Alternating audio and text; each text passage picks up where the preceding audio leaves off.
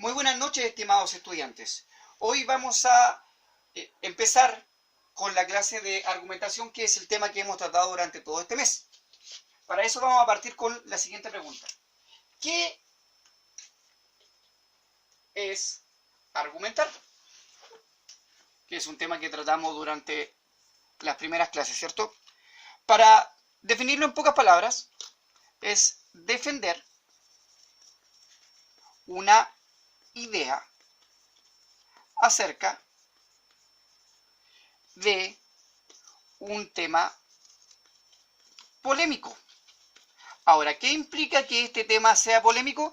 En el fondo tiene que ser un tema discutible, un tema que las personas que intenten comentarlo de alguna manera se sientan en posiciones distintas, porque si no, no tiene sentido entrar en la argumentación.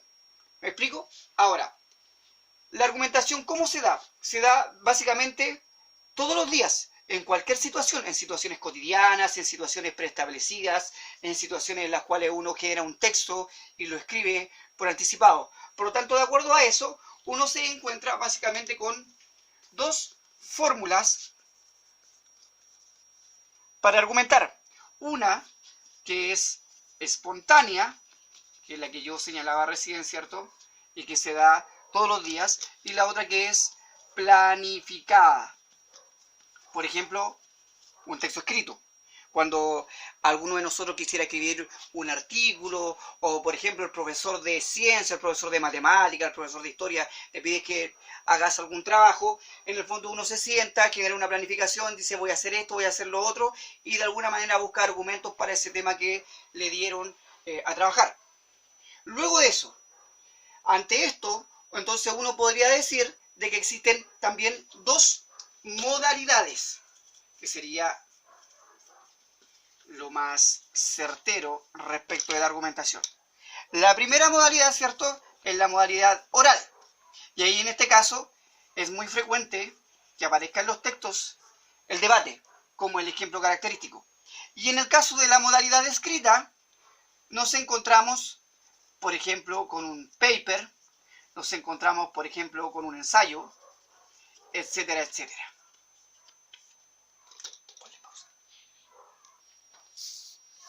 Seguimos entonces. De acuerdo a lo anterior también, nos encontramos que la argumentación tiene ciertos elementos básicos, que también los trabajamos en clase. Esos elementos son, primero, un tema, que ya señalamos que era polémico. En segundo lugar, nos encontramos con la modalidad que también recién la establecí, ¿cierto? Y que podía ser oral o escrita. Luego de eso, otro elemento básico que nunca debe faltar es establecer cuál es el emisor y cuál es el receptor. En este caso, hablamos de los participantes. Ahora, respecto de este elemento, debo de aclarar, como lo dije en clase, ¿cierto?, que el emisor es el autor del texto que uno está leyendo, como estamos hablando de un texto escrito, y el receptor son aquellos al cual el texto ha sido dirigido. No podemos decir que el receptor corresponde al que está leyendo el texto, porque sería de perogrullo decir algo así, sería muy obvio.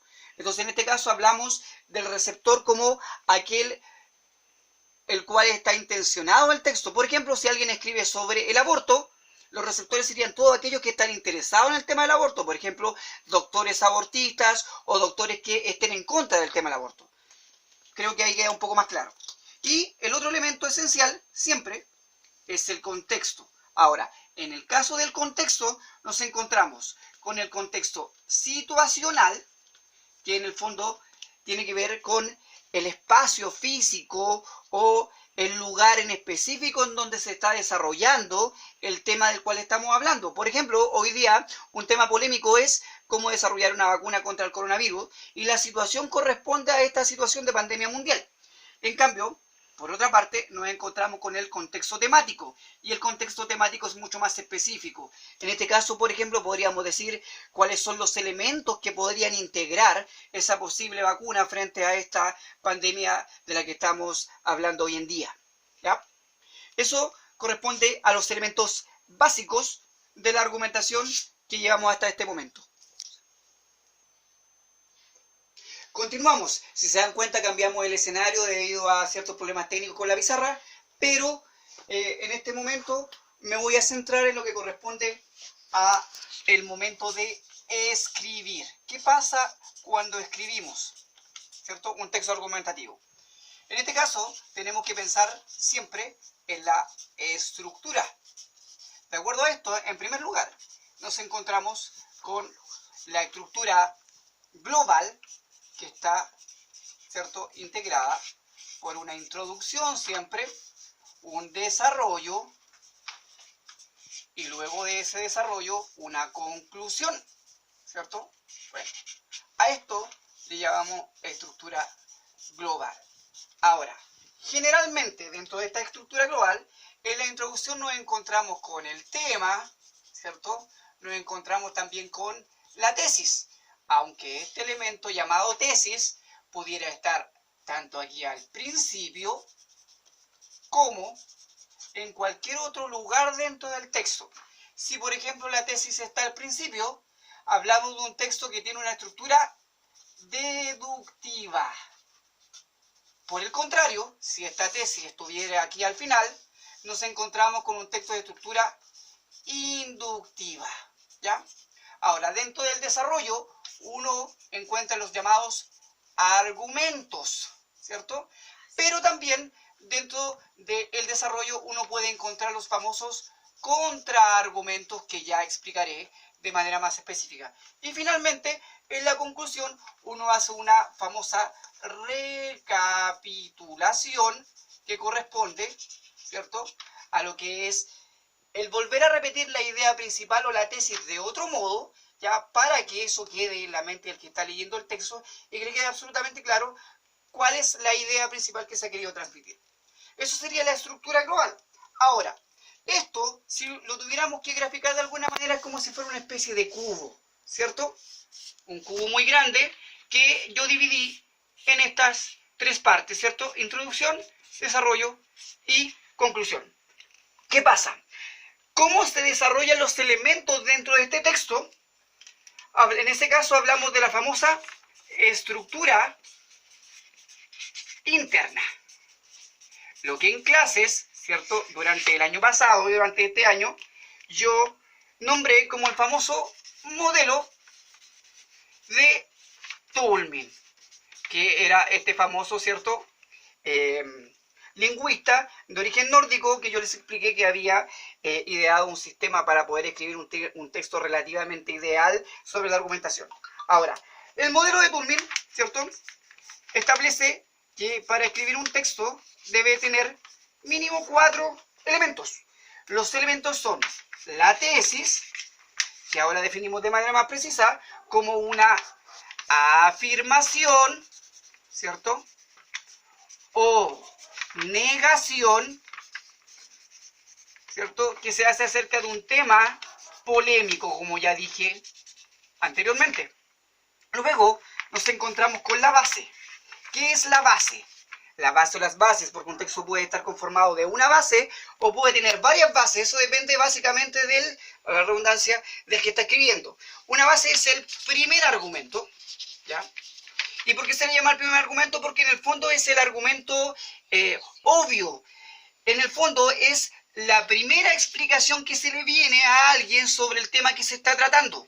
Por ejemplo, si hablamos que el alcohol es un elemento dañino para la salud, que podría ser una tesis o algo bastante polémico, ¿cierto? El argumento, la base más clásica es decir que, ¿cierto?, el alcohol produce efectos colaterales, ¿cierto?, en el sistema nervioso, que una persona pudiera hacer cosas que no está en su sano juicio para poder realizar, etcétera, etcétera. Es decir, la base, como decíamos, es el elemento que en primer lugar se vendría a la cabeza. Luego de eso, tenemos los famosos respaldos. ¿Qué es lo que son los respaldos? El respaldo corresponde al segundo argumento. Y este segundo argumento en el fondo es el que explica, ¿cierto?, el por qué el primer argumento está relacionado con la tesis. Por ejemplo, si yo decía que el alcohol era un elemento negativo para el cuerpo humano, porque generaba efectos negativos en el sistema nervioso. La explicación del respaldo podría decir, ¿cierto?, que han existido estudios o existen doctores o existen facultativos que a partir de muchas pruebas u objetivaciones se han dado cuenta de que esto es así. Finalmente, tenemos las famosas garantías, ¿ya? O garantías, ¿cierto? Cuando hablamos de garantías, en el fondo nos referimos a estudios, en su mayoría, a lo que corresponde a los números, los elementos objetivos que a mí me permiten de alguna manera respaldar, valga la redundancia, ¿cierto?, mi tesis. Por ejemplo, yo podría decir que una garantía de que el alcohol es dañino es que la OMS, a partir de diversos estudios, ha considerado que alrededor del 78 o el 80% de aquellas personas que han consumido alcohol, por ejemplo, cuando van manejando, producen accidentes de tránsito o producen daños colaterales a las personas con las cuales están. Ese sería un ejemplo bastante claro, ¿cierto?, de cómo funcionaría una garantía. Otro elemento garante podría ser el que exista un doctor o que exista una autoridad en el ámbito que pueda decir, ¿sabe qué? Este elemento es dañino para la salud. Creo que en ese caso queda bastante claro. Finalmente, lo último que es digno de recordar de la materia que hemos visto durante el mes corresponde a los llamados tipos de argumentación. De acuerdo a esto, nos encontramos principalmente con dos tipos de argumentación. La primera corresponde a la argumentación de orden secuencial. ¿Por qué se llama secuencial? En el fondo es porque sigue una secuencia lógica. Por ejemplo, si yo tuviera un elemento 1 acá, después sigue el 2 y después sigue el 3. Una cuestión bastante simple. Ahora, ¿qué correspondería a ese elemento 1, ese elemento 2 y ese elemento 3? En el primer caso correspondería a la tesis. Evidentemente yo parto con la afirmación o la negación sobre el tema polémico. Después de eso vendría el primer argumento, hablamos de argumento 1, que va a ser el que va a hacer o que el que va a ayudar a que esta tesis tenga fuerza. Después viene el argumento 2, ¿ya?, que va a apoyar a este primer argumento, pero al mismo tiempo va a apoyar la tesis. Por lo tanto, por eso que hablamos de secuencia. En el fondo, este tipo de argumentación es una argumentación bastante, por decirlo de alguna manera, subjetiva. ¿Por qué es subjetiva? Porque en el fondo defiende solo un punto de vista, que es el del autor, que está intentando defender el tema que planteó en un principio. Espero que les quede relativamente claro. Por eso hablamos de argumentación secuencial. En el segundo caso viene la argumentación dialéctica. ¿Por qué hablamos de dialéctica? Esta es una palabrita bastante antigua que viene de un planteamiento histórico, ¿cierto? La dialéctica en el fondo corresponde al movimiento de péndulo, el que hace el reloj. Por ejemplo, de aquí hacia la derecha y luego de la derecha hacia la izquierda y de la izquierda hacia la derecha sucesivamente. Entonces sería el 1, 2, 3, 4, por ejemplo. ¿Cuál es la diferencia respecto de la forma anterior? Es que acá yo planteo la tesis, pero acá al frente planteo la contratesis. Y acá planteo, por ejemplo, el argumento 1, que va a ser el que va a apoyar a esta tesis. Y en segundo lugar, acá el contraargumento 1, que va a estar en contra del argumento 1 y que al mismo tiempo va a apoyar la contratesis. ¿Me explico? Por lo tanto, en el fondo se hace como una especie de pimponeo por parte del que está escribiendo el texto. Yo podría aquí seguir escribiendo, ¿cierto? O seguir haciendo otro pimponeo y aquí irme al número 5 y después irme acá al número 6 y que en este caso sería, por ejemplo, el argumento 2 y acá el contraargumento 2 y así sucesivamente según las diversas fuentes que el autor quiera, en este caso, citar. Cuando llegamos a un final, se supone que el autor tiene que hacer una especie de conclusión, ¿ya? Generalmente, los autores en algunos casos se declaran a favor de alguna de las propuestas que se han dado en el texto o simplemente tratan de hacer una especie de síntesis de todas las ideas que están en el texto. Eso depende básicamente de cómo el autor haya ido construyendo el texto y cuál sea su posición personal. ¿ya? Así funciona la argumentación dialéctica. Ahora, respecto a lo que habíamos dicho de lo subjetivo y la secuencial.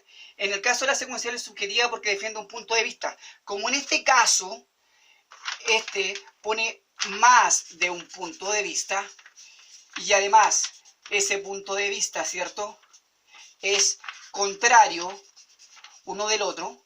Entonces en este caso intenta ser un poquito más objetiva. Porque es un poco más objetiva, no porque en el fondo no defienda un punto de vista, sino porque al mostrarnos distintos puntos de vista y como estos de alguna manera discuten entre sí, hacen que el lector tenga una visión mucho más amplia y pueda definirse al final del texto por una posición o por la otra respecto al tema que se ha tratado. En ese sentido, un poco más objetiva, ¿ya? Es como lo que debiera, por ejemplo, hacer el periodismo argumentativo cuando trata un tema polémico cualquiera que sea, en el cual debería, por ejemplo, citar a la fuente que está a favor de un tema, pero también darle la posibilidad a aquel que opina de forma diferente de poder hablar frente a las cámaras y así que el público que esté observando en la televisión pueda tener una visión mucho más amplia de aquello que estamos hablando. Ejemplo de esto podríamos señalar para ir finalizando, ¿cierto?, la clase, es decir, por ejemplo, una argumentación secuencial podría decir de que todos hoy día estamos a favor, o la mayoría de la gente, ¿cierto?, está a favor de que exista realmente un claustro, por decirlo de alguna manera, por parte de todas las familias en Chile sobre la pandemia que estamos viviendo, que esa sería, en el fondo, la medida más acorde a la situación que estamos viviendo hoy en día. Y podríamos colocar un montón de argumentos, sobre todo si ustedes revisan las redes sociales, Instagram, Facebook, ¿cierto? O medios de comunicación masivos, ustedes se van a dar cuenta que la opinión generalizada es esa. Por lo tanto, ya hablaríamos de una argumentación secuencial. Pero por otra parte, nos encontramos con una posición adversa, que la del gobierno chileno y algunos otros gobiernos alrededor del mundo, que opinan que esta aplicación de este claustro tiene que ser gradual y que tiene que ser de acuerdo a las circunstancias que se van viviendo. Por lo tanto, no es una situación que en este momento deberíamos aplicar, sino de que debería ser, ¿cierto?, paso a paso. Entonces, en este caso, ellos aluden de que si bien están de acuerdo con lo que dice la mayoría de la gente, tienen otros argumentos que están a favor de su posición y por lo tanto no han aplicado esta reclusión total en nuestro país. Eso para ir terminando la clase, espero que les haya quedado más o menos claro. Es bastante artesanal este video, pero se ha hecho con el mayor esfuerzo posible y con el mayor cariño posible. Cualquier duda que puedan tener, pueden escribirme al correo, ¿cierto?, del colegio, que es, ¿cierto?, de mora@american, ¿cierto?, academy.cl, o también pueden escribirme a mi correo personal, que ya la mayoría lo tiene, pero si no lo tiene, se los recuerdo que es moramatus@gmail.com, y yo generalmente contesto hasta máximo 10:30, 11 de la noche, que estoy conectado al correo electrónico por medio del celular, ¿ya? No tengo problema en contestar más o menos hasta esa hora. Después de esa hora, evidentemente que el tiempo es para mi familia. Así que tengan una buena semana y espero que les haya quedado claro el contenido que he tratado.